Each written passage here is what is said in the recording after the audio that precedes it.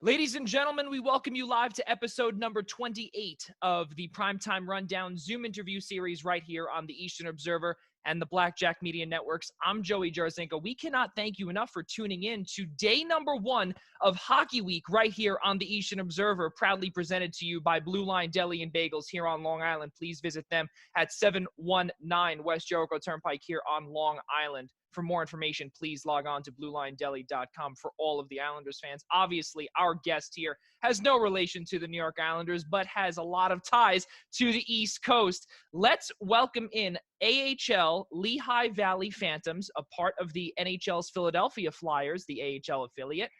Kurtis Gabriel. Kurtis, how are you? And thank you so much for joining me here on this Monday evening. Yeah, I think I had the best Monday you could possibly have. So I'm buzzing right now. I feel great. I'm real happy to be talking to you, man. It's going to be fun.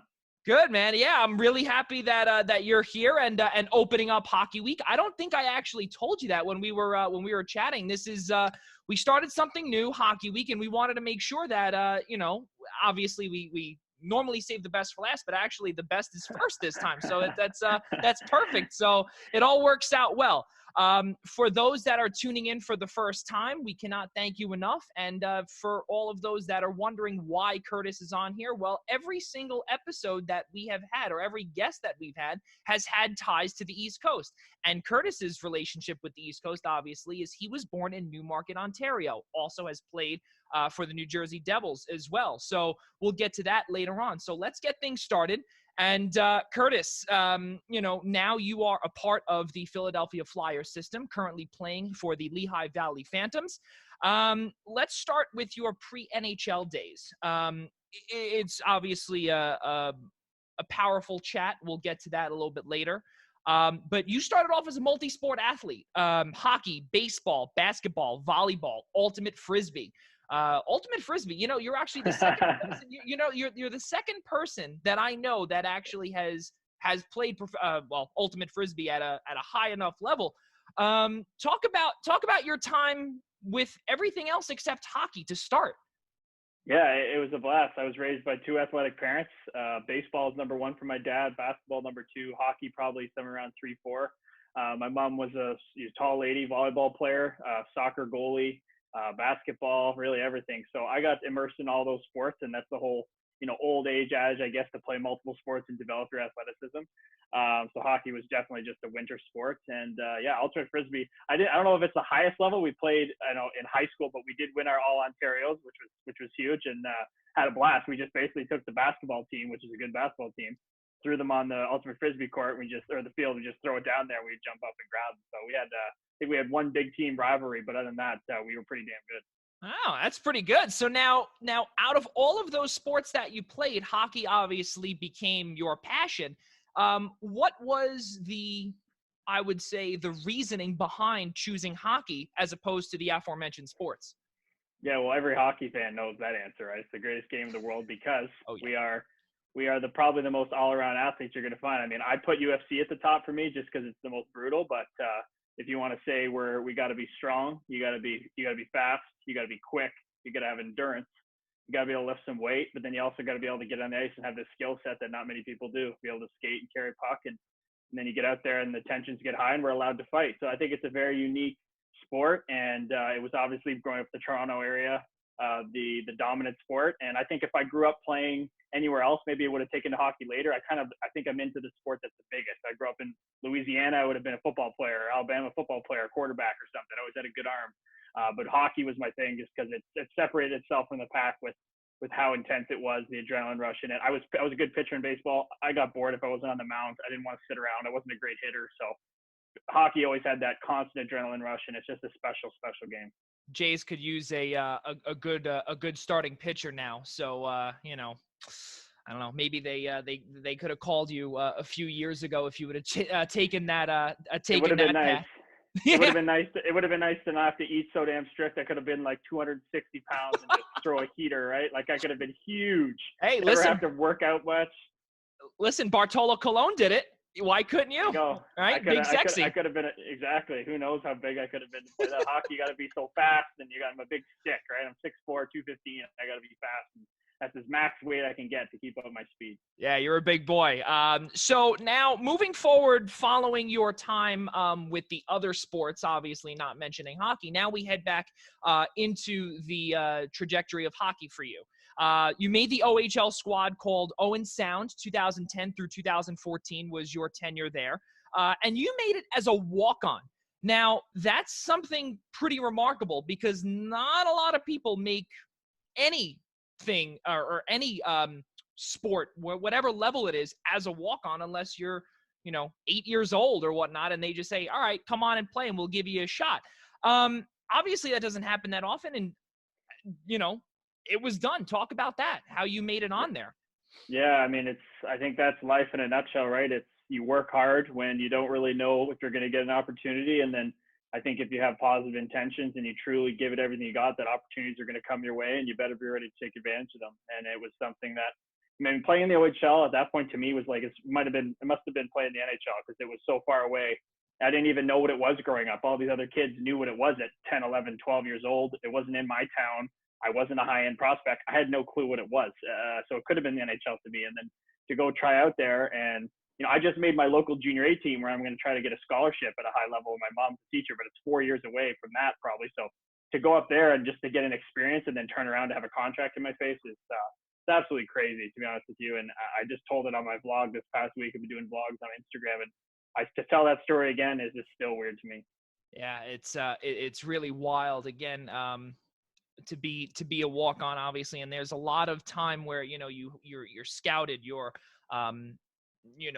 told to come here, not a lot of times where you've gone and again, you've made it as a walk on. But now moving forward with you played in something called the AAA youth level with a former teammate of yours who's now on the Tampa Bay Lightning, forward Barclay Goodrow. You played with him. Talk about your time there. Talk about your time there for now, and then we'll get into the latter part. Yeah, so I made that AAA team, which was in Richmond Hill, which is about 20 minutes closer to Toronto than I am in Newmarket. I couldn't make the local York Simcoe Express, which is a powerhouse team. This team was just the same growing all the way up, and they won every tournament. They were so dominant.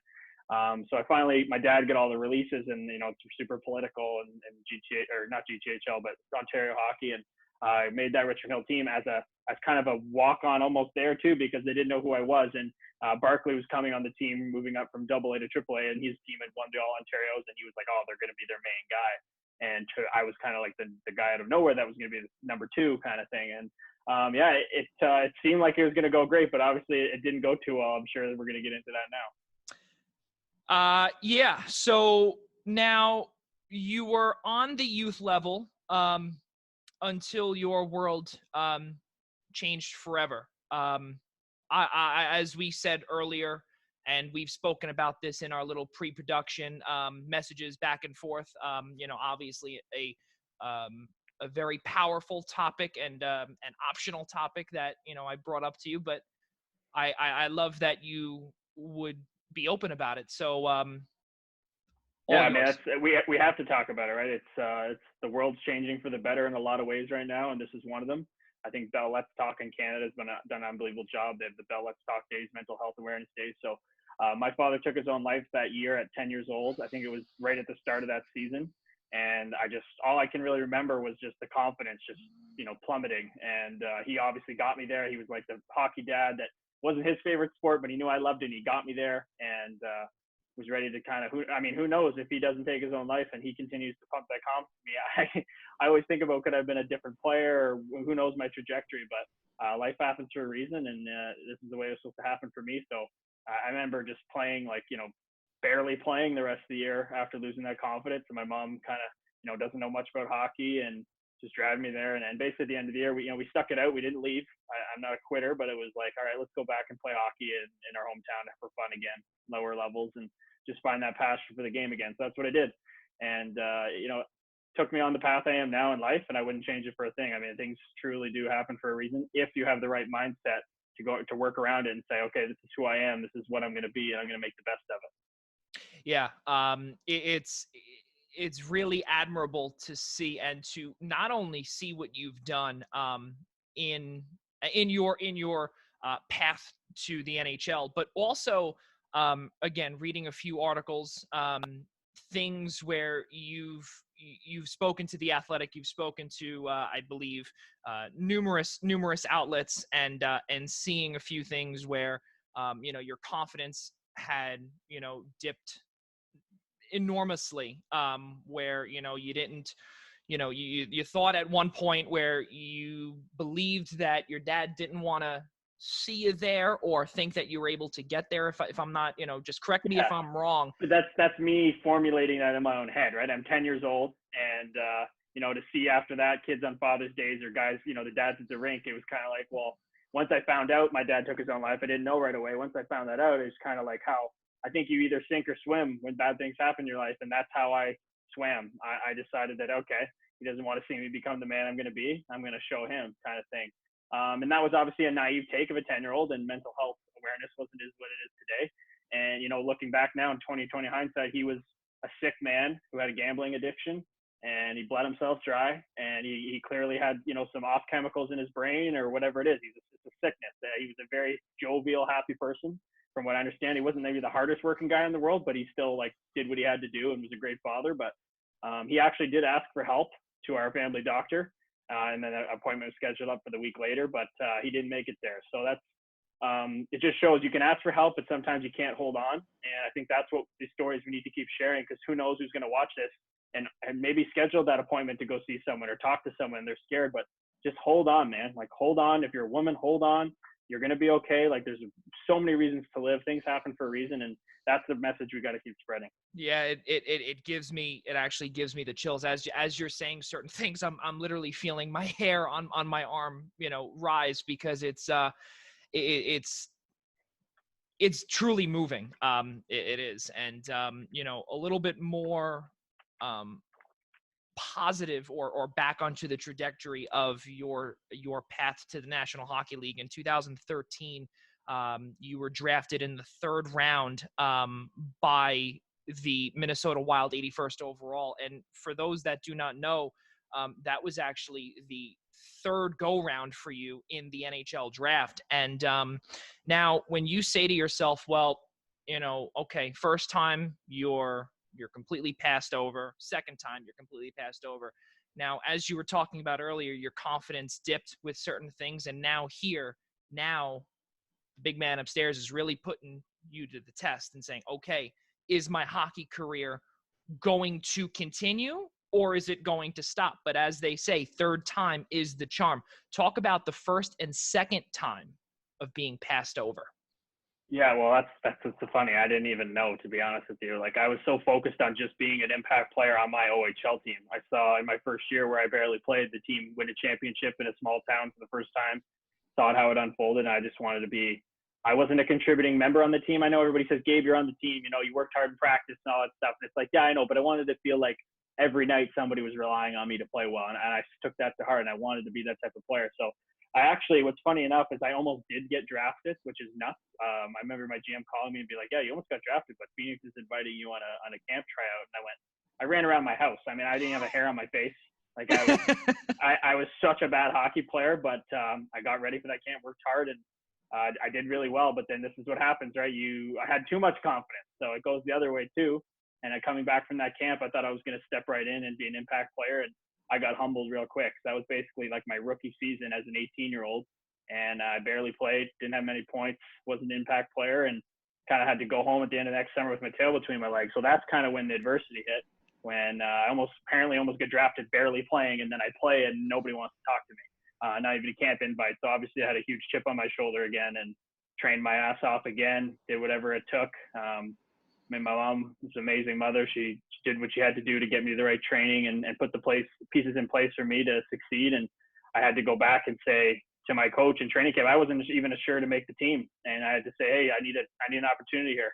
And I got an opportunity one day in practice on the third line with Kyle Holt, Holden Cook, and we never looked back. We were a dominant third line that played against other teams' top lines, that scored some goals, that beat up everybody pretty much. I fought after getting beat up the whole previous year, and kind of just all clicked. And again, I got the opportunity. It was that one day in camp and practice maybe that I decided to do that I was ready for, and I took advantage of it, and that's why I'm sitting with you here today. Yeah, it's wild to see the road that you go down. You eventually get there. And then the day when you get drafted, now that moment when you got the phone call saying, okay, Minnesota has selected you, what is that? What is that feeling like to you? Well, what's crazy about it is I was actually at the draft. That's how much of a sure thing it was that I was going to go in my third year round. So I actually remember my agent saying, hey, we're going down to the draft. And I'm like, are you serious? Like, can't we just like stay at home just in case? I don't want to be one of those guys that doesn't get drafted. He's like, no, you're going in the 5th round. And if you're going higher, it'll be the 3rd because somebody really wants you. I had like 22 interviews. Teams were sneaking me in Toronto to interview them and try not to let other teams know. And when I'm sitting there and Minnesota's up in the 3rd round and they're my last interview, and I talked to Treg Channel for 2 hours, the scout there. And he said the last thing he said, what do I take to my GM to get him to draft my guy? Because I want you, but I got to convince him. I said, it doesn't matter how long it'll take. I'm not going to, quit after a certain amount of time. I'm still in the minors. I just played the whole year in the minors in Lehigh, and I'm still not ready to call it quits. Like, I will go to every nth to figure out if I can play up there. And I know I can. It's just proving it now. So it was a crazy feeling floating down those steps. I don't even remember hearing my name called. I just heard Owen's sound, and I knew that I was the guy to be picked next. 2 of my teammates got picked in the earlier rounds, and I was just like, all right, this is me. And I just started walking, and don't even remember, floated down those steps to the draft floor. It's a surreal feeling, and especially that year too, 2013, that was in New Jersey as well, and that eventually became your home. We'll get to that in just a few moments, or your home for about a year in just a few minutes. But now the feeling when you get to the professional level in Minnesota, when you get to suit up with a Minnesota Wild sweater, now there is a different feeling there, as opposed to the OHL, as opposed to walking down those stairs. Talk about that feeling. Yeah, I mean, going from playing AAA major midget where all the best players are gone to all of a sudden playing in an exhibition game in Owen Sound where I have a visor on my face. There's no cage for the first time. Yep. And I have all these people in the stands looking at me, and I couldn't even focus on the play of that game because I was like, all these people are watching me.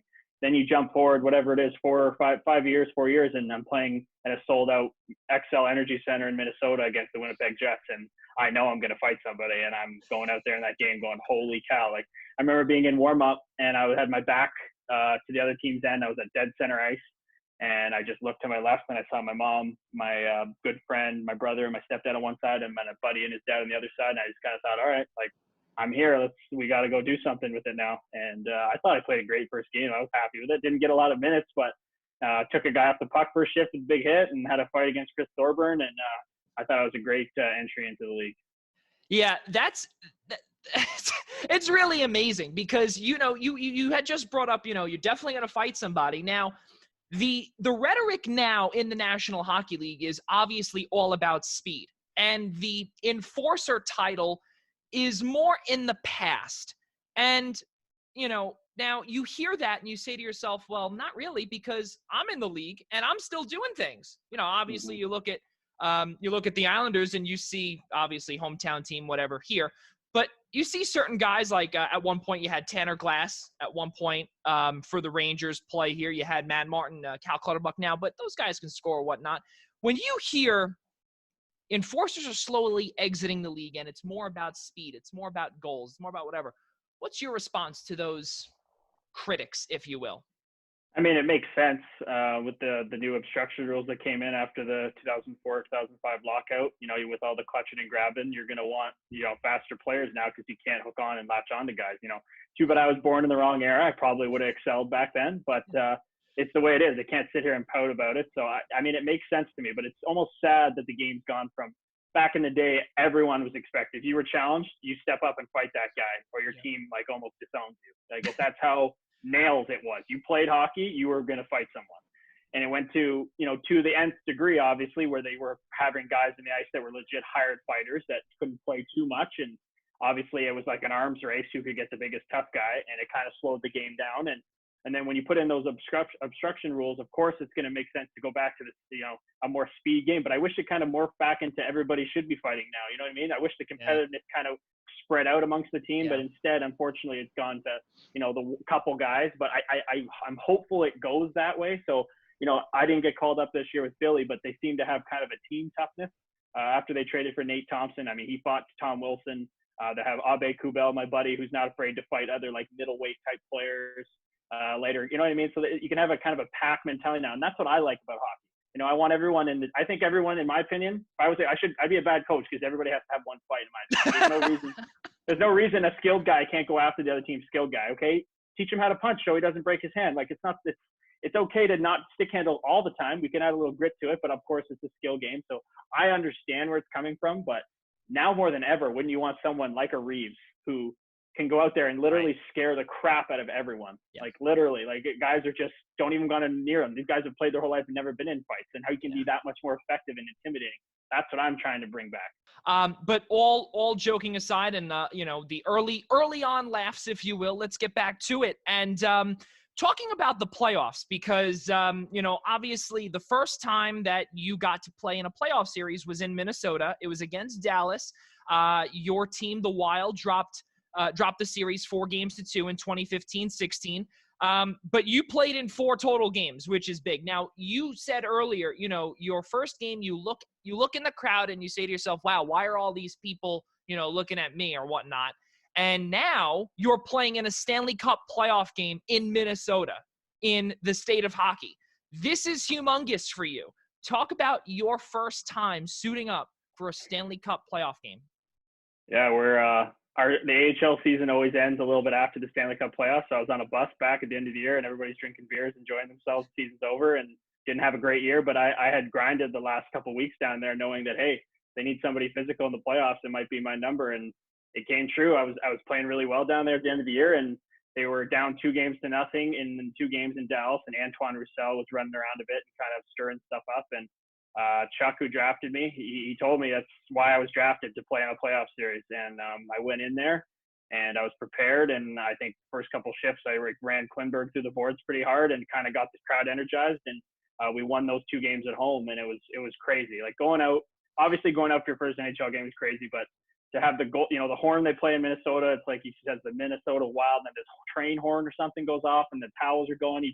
I don't even know if there's ice out there. I was just lost in like darkness, and it was just like the best feeling, and I was just screaming at the top of my lungs. So it was probably the best feeling I've had probably to that date in hockey. That was my best moment for sure. It was crazy. And one of those games too was on your 23rd birthday. Did you even remember that it was your birthday, one of those games? Yeah, I did, but I mean, like the best birthday present of all time right there to be playing. I think it was in Dallas that game, so I was just happy to be there, trying to make an impact, trying to make my presence felt. And it's too bad we weren't able to win that series, but Jamie and Ben was a beast that series, and I think they were the better team. Yeah. So now we move a few years later, and we go to 2019, just last year, which seems like 85 years ago, because we've been cooped up here and with everything else going on. But your new team, New Jersey Devils at Ottawa, you scored your first NHL goal. Speak about that feeling, scoring your first goal. Yeah, one of my best buddies, Brett Sini, was taking the face off, and he looked at me. He said, "Gabriel, be ready to shoot this. I'm going to win it back to you." And I went, all right. And I get this weird feeling. I was like, I think I'm going to score, and came right to me, and I shot it, and it was going wide, but Nielsen reached up and tried to catch it and ended up in the back of the net, and didn't even see it go in, but I kind of looked at my bench like, oh, I actually scored in the NHL. So it's cool that, like you said earlier, I got drafted in that building, scored my first NHL goal. But I always say that goal really didn't feel like my first one. It was 2 games later against the Canadiens. That one felt like my first goal. Right. Yeah, that's really unbelievable. And then you speak about actually the same thing with, you know, and it seems as if, again, all of these stories that we're talking about, it eventually comes back to the Rock, to the Prudential Center. And Montreal at New Jersey, February 25th, there's numerous bullet points here to speak of. But the first one is, obviously, the most important one. You scored the game-winning goal, and it was on national television in your native Canada. How cool is that? That was crazy. Obviously, growing up a Leafs fan, you know, hating the Canadiens, you know, hate them, but it's the rivalry. And to score that goal on Carey Price, like just the way it happened too, is just me doing exactly what I'm supposed to when I'm not hitting or fighting. It's getting in on the forecheck really hard, stirring it up, making guys kind of have to not worry about the puck because they're worried about getting hit by me. And then just beating a guy to the net, a really good, small, fast defenseman, beat him to the net with speed and muscle, and then knocked it down and put it in the net. And I had that I saw it happening and before my eyes, kind of out-of-body experience. Then I score it. I get that room to just scream at the top of my lungs and jump into the glass. Best feeling of my life, bar none. And it just, it's hard to explain. Like that's the one that gives me the chills when I watch that back. Yeah, that's amazing. Now, to continue on with February 25th, 2019, your on your left wrist is what we're actually going to speak about. And your left, yeah, exact. And I'm sorry, I didn't even see that on the bottom. That's excellent. Okay. All right, so that's perfect. So that's a perfect segue. Thank you, Kurtis. So you became the first NHL player. Just for those that are watching now, just listen because sometimes I may mumble and I do apologize. But first ever NHL player to wrap his stick with Pride colors during a game and not only in warm-ups. So your whole team wrapped the sticks in warm-ups, but you, sir, kept it on for the whole 60 minutes. Talk about your thought process throughout. Yeah, and actually, I didn't even know recently because it wasn't publicized at all, and that's kind of sad that it wasn't. But Huberdeau wore it in like 2018, but nobody said anything. He didn't comment on it. He kind of just did it. So I guess that's why I kind of went to the wayside. And then me using it, I had an ex-girlfriend who had friends in the community, and one came out to be in a relationship with our friends of ours, and just saw her get treated, how she shouldn't be treated, like a normal human being. She was treated like someone different, and she was the sweetest person and is the sweetest person in the world. So kind of stuck with me. And then it just happened to be, I'm in the minors for 2/3 of the year and life's not very good. But then I get up there in the NHL for 3 months and I happen to be there for the Pride game and happen to have my confidence going better than ever before, having my first goal. And yeah, you're expected to put it on your tape for warm up and then take it off after warm up. And I just I didn't want to change my black tape. I was feeling good. I want to keep everything the same. Just want to stay in the NHL here. And I put it on the shaft of my stick instead. And after warm up, I kind of just looked at it and it was a 2-second decision. If it takes more time for me to take it off, and I think people will notice it and feel included. So that's all it was, a small decision. That's my message, that people can make small decisions to make a big impact. And went out and had a great game. And obviously people after zooming in on the photo of my stick or scoring, and my phone's blowing up, half for scoring the goal and half for scoring a goal for inclusion. And it just took off from there. And I felt very accepted by that community. They welcomed me with open arms, and having a firsthand experience, I wanted to make a difference there. And I've always been that type of person. I mean, I stand up for people on the ice for a living. I mean, I don't think you do this if you don't have a strong sense of family and kind of protectiveness. So try to stand up for people that don't have as much of a voice. And if I could use my platform, great. So it's been awesome. Yeah, we'll get to that in the obviously in unrest in not only America but North America and in whole. But you know what, you said it perfectly, Kurtis, where you stand up for a lot of people. You also stand up for your family as well. And also going back to what we were speaking about earlier, obviously in the early days of your life when your father took his own life, you became the man of your household, per se, if you will. So with that being said, obviously, you gotta, take care of everything there. So now with you doing that it works out perfectly. You're doing that. And then you're also, I guess, as you said, speak up for, what you believe in. And additionally, too, the relationship with the owner or the founder of Pride Tape, quote unquote, which I believe is the name of the tape that you use. Jeff McLean, I believe, is his name. And how he appreciates using the tape that he made. Talk about that and how you've been using it now ever since then, all the way through now. Yeah. So at the time, Jeff McLean reached out first, and he's kind of like maybe the most vocal member of Pride Tape. And along with Dean Petrick and Dr. Christopher Wells, they kind of started this thing. And I mean, they're just the most accepting people. They're great guys from Western Canada that I think they first started at a website called nohomophobe.com, scraping homophobic language off Twitter. And they found that the research that homophobic language sparked in sporting events, specifically to play a Super Bowl, basketball playoffs, and NHL playoffs. So they decided to, think about something that can be personalized, but, something that's new. And the tape was, a kind of a great option. And they didn't know if they could make it, couldn't get it done, but they eventually got it done. And they keep telling me I'm the one that made it powerful. And it's like, guys, I wouldn't even put it on if it wasn't made. So I give all credit to them. They put me in the opportunity to stand up for people. And They're great. But they came and traveled to see me play in Lehigh this year, which is a long ways for them to come to watch me play a couple games and have to chat with them afterwards. And kind of we keep on planning and plowing ahead and trying to make a difference here. So they're unbelievable people. Yeah. You speak about obviously now with Lehigh Valley. You were named in 2020 and also 2016 when you were in the Des Moines area with the Iowa Wild, the AHL affiliate of the NHL's Minnesota Wild. 2016 and 20, you were named AHL Man of the Year. Now this is your second time. Talk about being awarded with that honor and explain to us what you did to earn those two awards in both communities. Yeah, I think just kind of coming to realize that, giving back is kind of what makes life kind of special. You always hear that, the most happiness you can get is from giving back to someone and not really expecting anything in return. And, I get that too, but there's also like a selfish factor to it. I'm not afraid to say that. When you go help someone at a hospital, you go talk to a kid, you're not really helping them, but they're getting out of their world. They're having cancer treatments or something. They're a young kid. You play with dinosaurs with them. They get out of their world for a second. I also get out of my world too. I'm a, stressed out hockey player trying to make it, fighting people. So I don't know. I'm not afraid of saying that. It's a win-win for everyone involved. Get out in the community, give back. It's only going to benefit them and going to benefit you. So I'm a big advocate for people helping people. And, it's just positivity. It all comes back around. And I think there's no reason to not get out there. We play video games and I was that young guy. I get it. But we could kind of get out hour or less of video games, get out in the community, do something a couple times a week. That's what I found a lot of joy in. And people, love having me around, I guess. So it's been great. Yeah, I was going to say it's almost it's the path of growing up, where you're now able to get out there and go lend a helping hand as opposed to sitting in the basement and playing NHL NHL 20, so definitely good stuff there.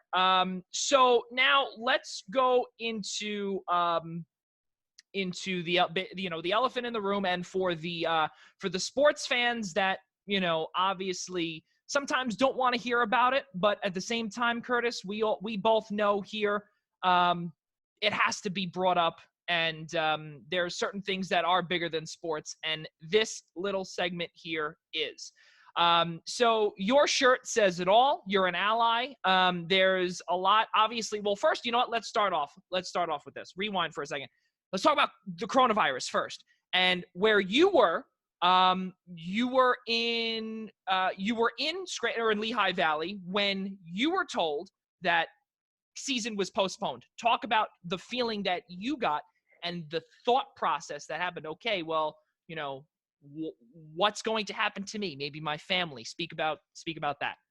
Yeah, it was morning of a game day. I think it was a Friday, and we were told that we weren't going to be playing that night. I was, obviously disappointed. I can't do what I love now because of a pandemic. So we all went home, instructed to just be around our teammates only. So be careful when you go to the grocery store or whatever. Obviously, we're close to New York City, hour and a half from the epicenter of kind of everything. So we just kind of had team parties, hangouts, talk to each other. We knew we weren't going to see each other. We all figured we'd be going home. As we know, it's bigger than hockey. So I knew my family's back home. Mom's in Owen Sound, brother's in Toronto. Smart people. They're not going to be out there, licking poles or something. They're staying safe. Like Canada up here, we do things pretty well according to how we're supposed to, and it's not been too bad. Obviously, it's been bad, but nothing like in the States. So I knew I'm not too worried about them. I just wanted to get home so that they weren't worried about me, and I didn't get stuck in the States, with the border shutting down. So as soon as we were allowed to go, I had everything all sorted. I got my stuff packed up in about 6 hours, all in a storage unit, boom, and I was just out of there in like a week later. So it was definitely scary, and mostly me. I was just frustrated that we had a bad season in Lehigh. We're 15 points out of the playoffs.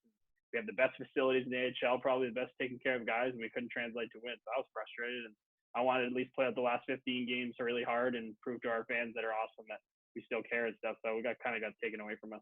Yeah. Now, obviously, with the season being postponed, now, did it feel like for you that it was the end of the season, or did it just feel a little different?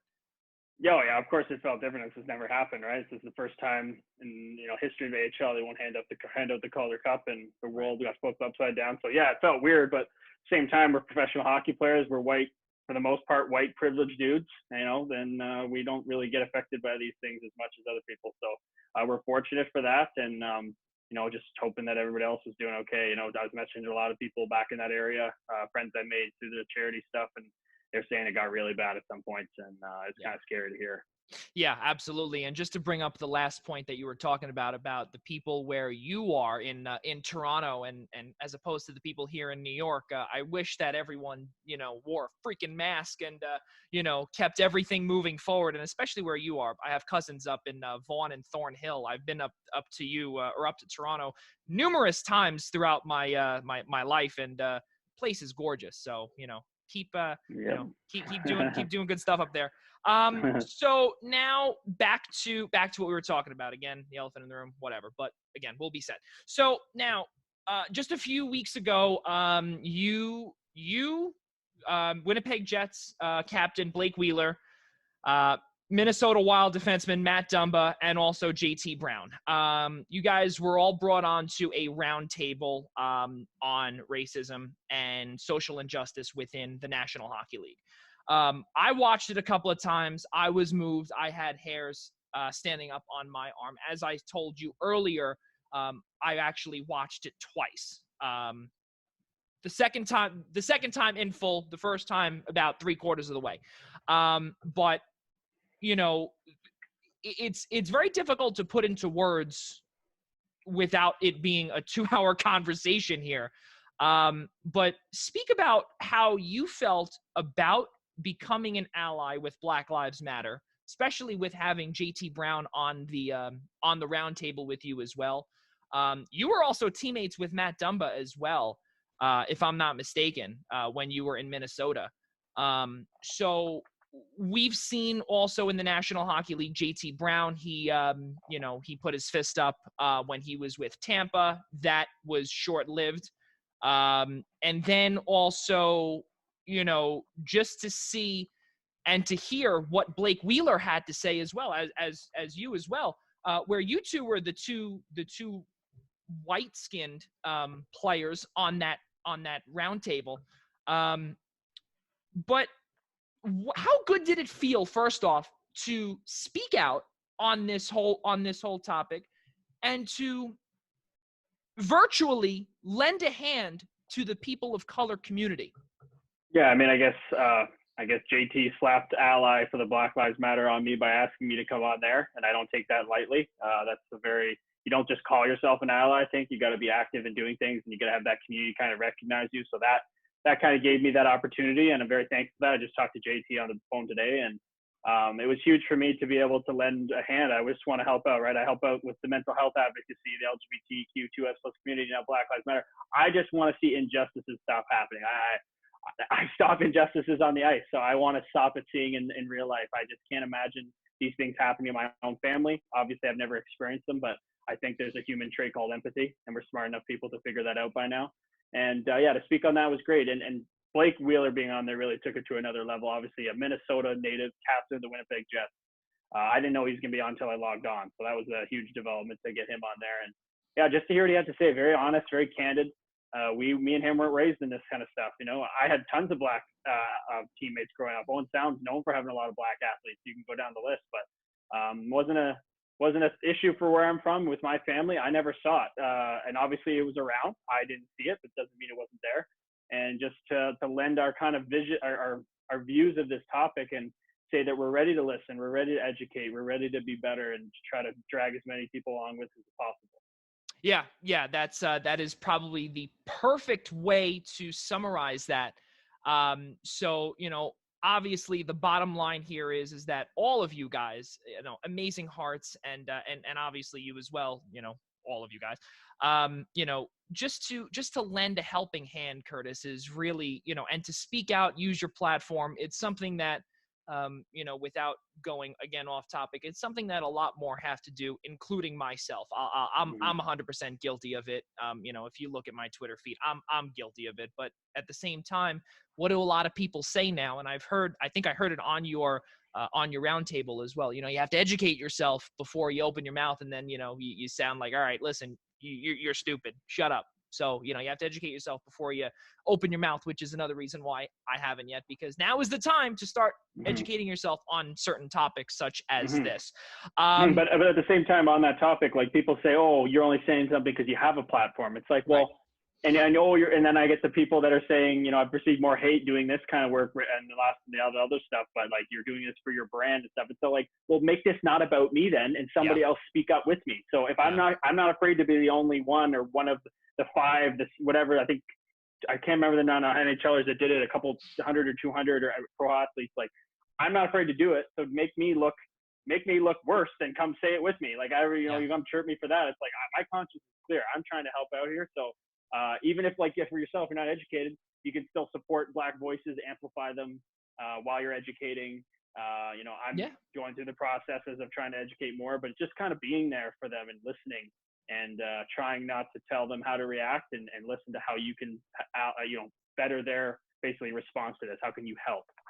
Yeah, absolutely. It's good word of advice for people like me, again, who have not used my platform. So I'll definitely be on top of that and take your advice for sure, because what better than an up and coming NHLer to listen to, especially another last point is like, now is the time to do it. If you're scared to do it, it's like, be on the right side of history. There's something happening right now. It's like a movement against hate, and you're going to be the one that can go through your tweets and you didn't have anything back then. Right. Like, at least speak up and lend your voice. It's only going to amplify all these Black voices, and we need to just help them out as much as possible. We got to embrace the history and not, sugarcoat it. Not, oh, it's fine, you're Americans now. No, they have African history. We need to celebrate that and all the trials and tribulations they've gone through. So yeah, just everybody do their part.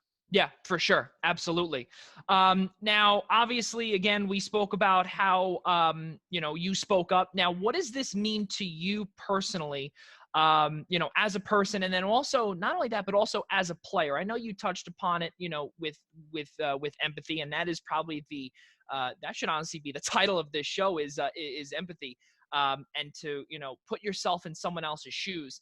What does it mean to you as a person to speak up? I mean, it just feels like honestly, it feels like an obligation at this point. I'm disappointed in myself. I didn't speak up when Kaepernick took a knee. I was fully supportive of it. Doesn't mean I didn't say anything about it. I didn't speak up when I should have. In hindsight, I would have now, but we can't think about planting our tree 3 years ago, 4 years ago. We got to plant it now and grow it now and cultivate it now. So that's what I'm focusing on. Not what I can't control, but what I can control. And that's a big thing I push, is that control what you can control and do it with love, and you're going to live a fulfilled, happy life. You're going to benefit people around you. You're going to be a great citizen of society. That's really my message, is that. So I just feel like it's a moral obligation. Yeah, absolutely. And just, what's the phrase that they say? Better late than never. Better late than never is really the way to go, if you will, especially on this topic. So back to sort of the, away from this and more on the lines of sports here. But how good is it to see a teammate of yours, actually, at the NHL level, who was diagnosed with cancer, Oskar Lindblom? He's back on the ice now in this return to play format. I know you obviously, I don't know, have you played with him? Just met him briefly. Yeah. Right. Met him briefly. So, hearing that story, and especially within the organization that you play for, how good is that? Not only for, the Flyers organization, but also for hockey in general, just to see a great comeback story. Yeah. Like, you hear about, people going through hard times like this, and obviously you amplify the good about them to try to get behind them. But there is no need to amplify how good of a person Oskar Lindblom is. And obviously I wasn't around him long, but when I was, he treated me like I was Claude Giroux, treated me like a good NHL player, didn't treat me like anything else. And we just skated on the ice together. He's an incredible player, always got a smile on his face, happy guy. And then you hear from all my teammates that I played with throughout the year how great of a guy is. And then you have our coach, Scott Gordon, talking about him all the time, saying when he was down here, guys, like, you want to talk about a model player that wanted to get to the NHL. He was happy to be here. He worked harder than anyone else. And look what he's doing now. He's having a career year, and then that hits him. And I remember hearing about it, and just the whole locker room just kind of was like abysmal for a couple of days. Like, we're in shock. All these guys know him so well. So to see him back on the ice, I'm not surprised because he's such a positive, happy dude that I feel like that's the attitude you got to have to beat something like that. And I know he's going to come back super strong. I don't know the details of his recovery and how grueling it was, but I mean, that guy is a heck of a person, a heck of a hockey player, and I hope he comes back and scores 40 next year. Yeah, that would be nice for sure, and definitely what a comeback story that would be. So as we head into the final 5 minutes of this third period of our little conversation here, talk about during the rough times, and obviously again we spoke about the uncertain times here in North America between Canada and U.S. obviously, but with everything else going on in the world with the coronavirus, and especially with on a bad day on a rainy day or anything along those lines, Kurtis. And you have an aspiring athlete that wants to become a hockey player, that eventually has, and we've heard this where people have developed mental issues, not developed, better word for that is, it's happened along the way, if you will. I think you know what I mean there. But as we're told to stay inside, we're told to shelter in place, or here, New York pause, whatever the phrase may be. What is your advice to that aspiring young hockey player that can't go out onto the ice or get into a facility because they're closed, and saying, well, I'm never going to make it? Well, that's an interesting question. Looking back with all this knowledge I have, as you get older, we start to figure things out and wish we could go back and do things differently. But to be a young hockey player in 2020 is the best time to be a young hockey player. The amount of tools, training aids, you could completely teach yourself without ever meeting anyone on the internet. If you have, you're a human being. We put people on the moon. If you're 10 years old, 15 years old, you can get your dad, your mom to sit down and go through videos and go over technique. Pavel Barber is a huge guy on Instagram that I love, breaks everything down to a T. And as a pro hockey player, I watch it and he knows exactly what he's talking about. So you go follow him on YouTube. Then you scrape together whatever money you have to go buy yourself a pair of rollerblades, to get yourself a green biscuit. They slide on, most gravelly surfaces. You go find someplace in New York with the smoothest surface you can find that you won't get kicked off.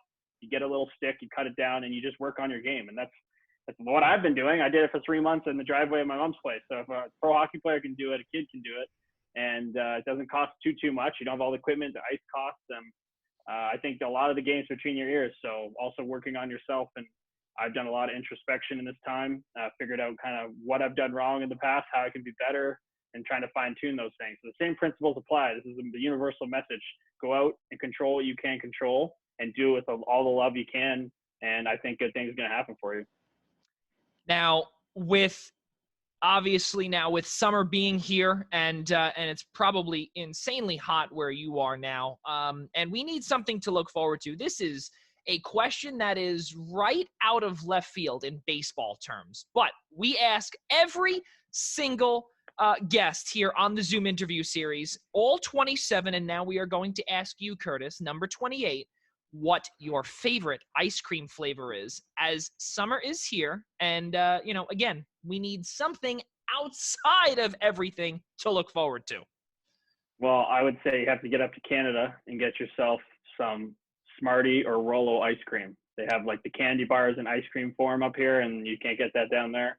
And it is so damn good. So I'll go with that. And I'm a weird guy. I like putting it in a bowl, making sure it's really hard, really cold, and putting milk over top of it, add some chocolate chips, and that's me. That's ice cream for me. All right, that's pretty good. Now I got to write that down here. Very good on the list. Milk kind of gets icy. You know what I mean? Like it's not just. It becomes like almost. It's just like a different experience. People always think I'm weird for that, but. Well, every time I've with milk icy, sometimes you think of oh God, is the milk curdling or anything like that? No, okay, pretty good. Well, fresh milk, buddy. Fresh milk. All right. Yeah. And also in Canada, it's out of a bag too, right? Where you guys, yes, sir. Yeah. So different, just a few hundred miles, north of Long Island here. So, to conclude this, obviously, with everything else going on, is there anything else that you've been catching up on? Any house projects, quality family time? Obviously, you were saying with your mom, TV shows, movies, video games. I mean, I try and I say this to everyone. I try not to. There's a million good shows I would want to watch. I'm the most curious person. I could watch anything, but I'm focusing on what makes me happy, and that's grinding on my goals and my dreams. So I watched Ozark. I set aside an hour or two, a couple nights a week with my parents to watch that. So that's the only thing I really got through. But other than that, it's just been waking up every day. How can I be better in every aspect of my life? That's what gets me out of the bed in the morning. So that's what I've been doing. That's my hobby. I love that. Yeah. And you know what, just to go back to one of your articles too, I think it was when you were introduced by the Devils and there was an article on you on njdevils.com. There was a video of you working out, and there was, I think you were doing deadlifts, and I think it was deadlifts, if I'm not mistaken. But there was something that you had said, and it was a perfect quote, that what you do and what you can't live without is working out. So that would be something, obviously, you know, that's almost like human nature to you. That's a part of the vocabulary for Kurtis Gabriel.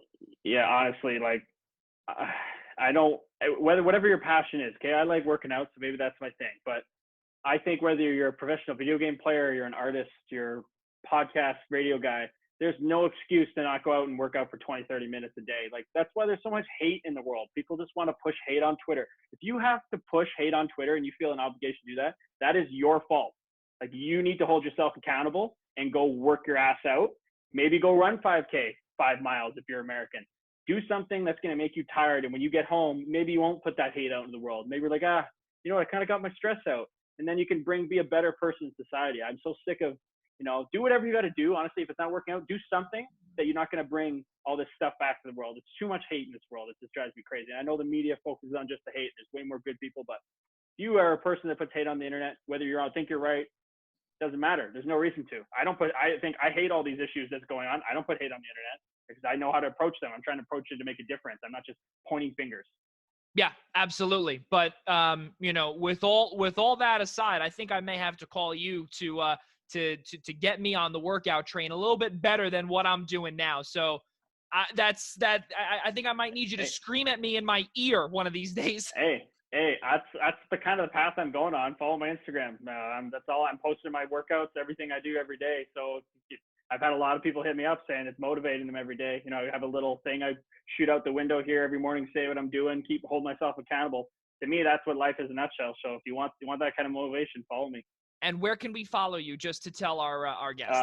That's on Instagram. So Kurtis Gabriel _, Kurtis with a K, Gabriel _. And that's where I do most of my stuff, posting weekly vlogs, covering my whole story, kind of the story I just told you, doing in my own words and kind of long form 10-minute segments, all the little details that articles miss that I don't maybe share on podcasts. So I'm just trying to build that whole journey. It's kind of taking the stress off of playing hockey. Now my life's kind of shifted. I have this great new girlfriend in my life. I think she's the one and everything. I'm in love with her. So I know that hockey's not everything anymore. And I'm just it's my pastime. It's what I love. But at the end of the day, I'm a person and I'm trying to be a better person every day. So it's kind of freed me up. Having this different mindset to just go after my dreams and stress-free now. I'll be fine either way. Wow, that's good. She's the one. She could be the one. I like that. That's good. We got a little bit of a love connection here on the Primetime Rundown Zoom interview series. Ladies and gentlemen, Kurtis Gabriel, someone with an amazing heart, and honestly one of, and I don't say this freely, one of the best interviews that we've had in all 28 episodes, because it really, for those that are watching, you know, there's just so much good that, you know, and the heart that you've shown here, Kurtis, is just really amazing. And Thank you. And as you said as well, you know, there's so much hate. Let's be more positive and try and make a difference. It's really not that big of a deal. And you know what? This is the whole thing. Don't be a keyboard coward. Oh, you know, God, don't even get me started. And this is right, exactly. And that's for another hour of you know, the Primetime Rundown after hours, if you will. We'll start one of those one of these days. But Kurtis, seriously though, thank you very much for joining me here, and I can't thank you enough for taking about an hour of your time or out of your evening here when you could be working out or having that bowl of Smarties that you're talking about. That's only on Saturday, bud. Cheat meals only on Saturday. We gotta eat clean during the week. But no, I appreciate you having me on and talk about all these issues and my personal life too. in long form and asking great questions. So I really appreciate it, man. Thanks I'll gladly come on another time. I love to hear it. That would be great. So just one more time, though. This is Hockey Week presented to you by Blue Line Deli and Bagels. Visit them, 719 West Jericho Turnpike here on Long Island, Huntington, New York, 11743. Visit them, bluelinedeli.com.